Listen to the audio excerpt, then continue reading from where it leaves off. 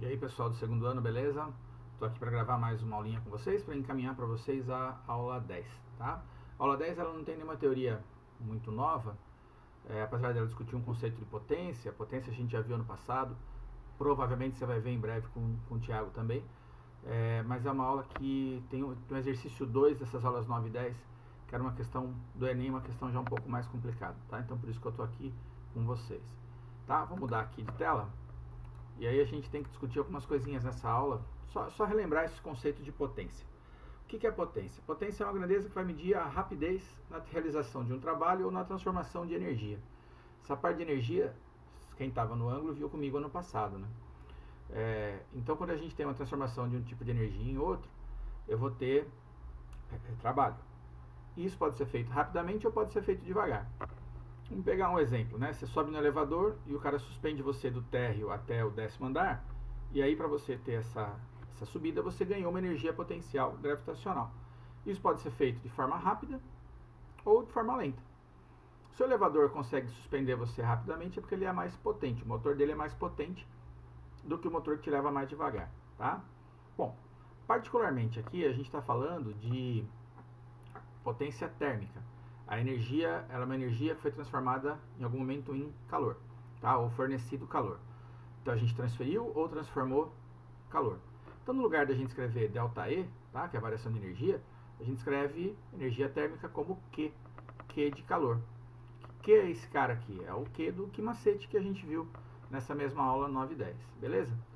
Então as unidades que a gente vai ter num sistema usual, no nosso cotidiano, a gente mede energia térmica, mede calor em calorias, então pode ser caloria por segundo. Repara que o T minúsculo é de tempo, tá? Quando a gente coloca θ é temperatura, ou T maiúsculo, T minúsculo é tempo.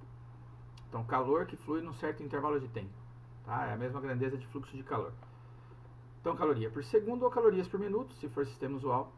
Joule por segundo, joule é a unidade de energia no SI, joule por segundo, e isso ganha o nome de watt, tá? Ou watt. Eu falo watt, meu nome é Walter, não é Walter, tá? Então watt ou watt, tá aqui. Beleza? Peguei um exemplo fácil para a gente poder resolver, antes da gente fazer a questão do Enem lá que é mais complicadinha. Então considere um fogão que forneça um fluxo constante de calor e que esse calor seja inteiramente transferido da chama ao que se deseja aquecer. Para que 1000 gramas de água, inicialmente a 20 graus Celsius, atinja a temperatura de 100 graus Celsius, é necessário aquecê-la por 5 minutos sobre a chama desse fogão. Sabendo que o calor específico da água é uma caloria por grama grau Celsius, determine, letra A quantidade de calor absorvida pela água nesse aquecimento. Quer dizer, quanto eu gasto de energia, quanto eu gasto de calor para esquentar esse cara. É o Q-macete. Repara que eu tenho, sempre quem manda nas minhas unidades é o C, o calor específico, né? Uma caloria por grama grau Celsius. Então eu vou ter a resposta de calorias, desde que a massa esteja em gramas, 1000 gramas, e a temperatura em graus Celsius, ela tá. Então o Q-macete, que vai ser igual a massa, que é 1000, Czinho, que é 1, vezes 80. Da onde que é esse 80 aqui? A variação de temperatura, desde 20 até 100 graus, quintou 80. Quando a gente multiplica tudo isso, 80.000 calorias. Então eu preciso fornecer 80.000 calorias para esquentar 1000 gramas de água de 20 até 100 graus Celsius. Esse foi o assunto que a gente viu na aula 9. Espero que você tenha feito exercícios disso e tenha entendido bem.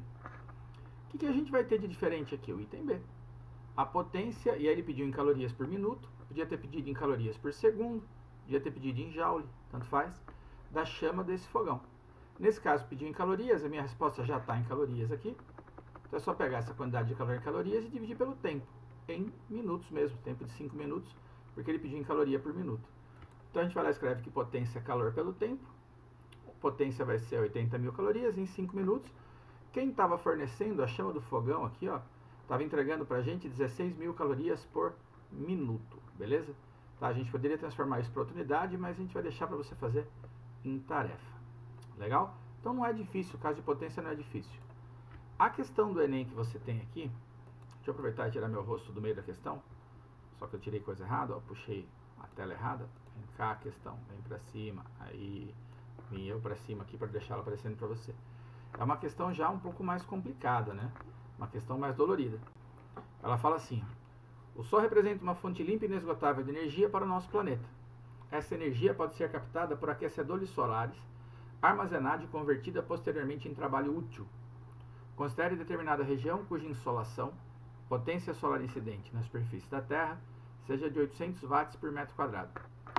Uma usina termosolar utiliza concentradores solares parabólicos que chegam a dezenas de quilômetros de extensão. Nesses coletores solares parabólicos, a luz refletida pela superfície parabólica, espelhada, é focalizada em um receptor em forma de cano e aquece o óleo contido em seu interior a 400 graus Celsius. O calor desse óleo é transferido para a água, vaporizando-a em uma caldeira. O vapor em alta pressão movimenta uma turbina acoplada a um gerador de energia elétrica. Considerando que a distância entre a borda inferior e a borda superior da superfície refletora tenha 6 metros de largura e que focaliza no receptor os 800 watts por metro quadrado de radiação provenientes do Sol, que o calor específico da água é 1 caloria, grama, grau Celsius, menos 1, os dois estão elevados a menos 1, é dividido por eles, que é a mesma coisa que 4.200 joules por quilograma, grau Celsius, tá? Os dois também estão elevados a menos 1. Então, o comprimento linear do refletor parabólico necessário para elevar a temperatura de 1 metro cúbico, tem uma digitação errada, esse cubo devia estar em cima, né? Devia estar lá sobrescrito. Equivalente a uma tonelada de água de 20 para 80 graus Celsius de 1 hora estará entre. Eu espero que você tenha o caderno na mão, exercício da sua apostila, tá lá na página 267. Então, eu espero que você esteja com ela aí. E por conta disso, a gente vai ter...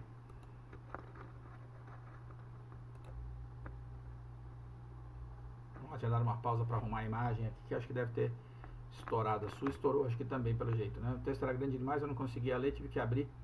Sem problema.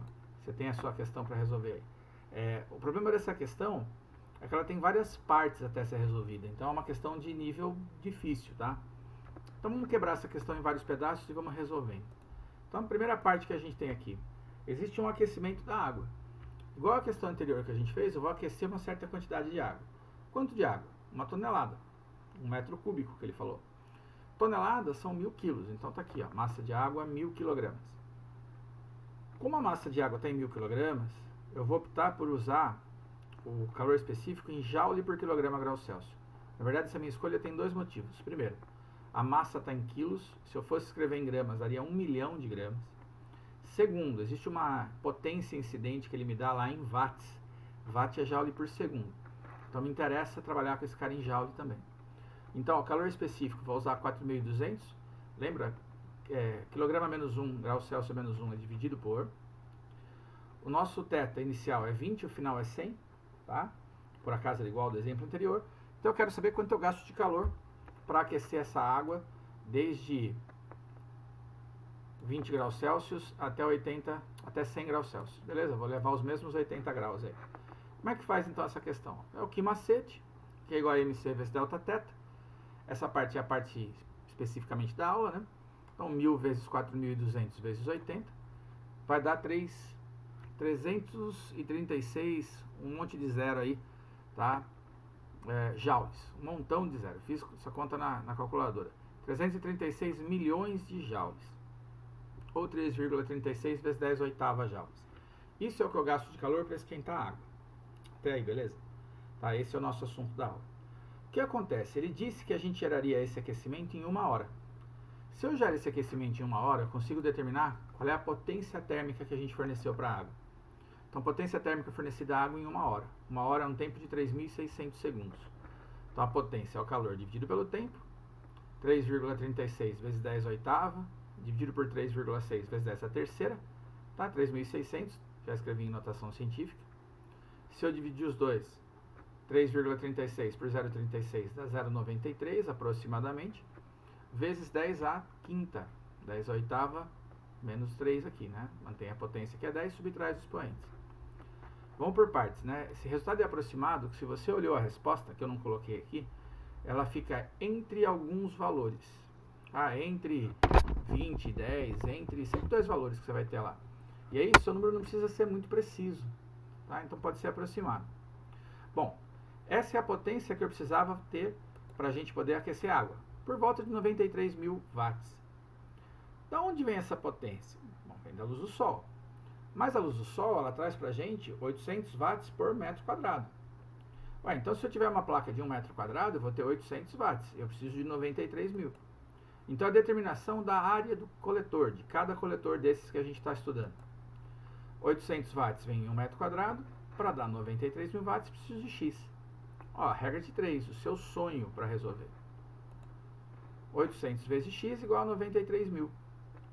Se a gente dividir por 800, né, mandar 800 dividindo, você vai achar um X de 116,25 metros quadrados. Então, a área desse coletor, onde a luz do sol chega, tem que ter 116 metros quadrados aproximadamente. Se eu tiver 116 metros, a intensidade de luz que chega consegue produzir 93 mil watts de potência e vai aquecer a água. A pergunta não foi essa. A pergunta foi qual deve ser o comprimento do coletor. O comprimento linear do coletor. Vamos lembrar que ele falou pra gente que esse coletor ele tem uma altura de 6 e ele quer saber o comprimento dele. A gente pode aproximar esse cara para um retângulo. Tá? Se você pegar, mesmo que ele seja parabólico e esticar, ele vai ser aproximado para um retângulo. A área do retângulo é 116,25. A área do retângulo 116,25. A altura é 6, eu quero saber o L. Área de retângulo, base vezes altura. Olha lá. A igual a H vezes L, 116,25 é igual a 6L, meu L é 19,4. Pessoal, essa questão, vou deixar um tempinho aqui, se você quiser dar um pause agora para anotar, para você transcrever para a sua apostila, é o momento, tá? Dá um pause aí que eu vou colocar minha carona de volta aqui na sua tela. Essa questão que a gente resolveu é uma questão de nível bastante difícil, tá? Pela quantidade, ó, tudo descabelado. Pela quantidade de operações que a gente precisou fazer aí. Não é uma questão fácil. Não desanima que você vai encontrar questões mais fáceis na sua tarefa. Gostaria que você resolvesse a tarefa dessa aula. Beleza? Tá? Ou você resolve a tarefa dessa aula, depois você assiste um videozinho da aula 11, que eu vou postar também. Ou assiste o vídeo seguinte e depois você faz a tarefa das duas. Beleza? Juízo, pessoal, bons estudos. Se você tiver dúvida, amanhã eu vou estar no horário, que seria no horário de aula, vou estar disponível no Hangouts para tirar dúvida. Abraço, bons estudos.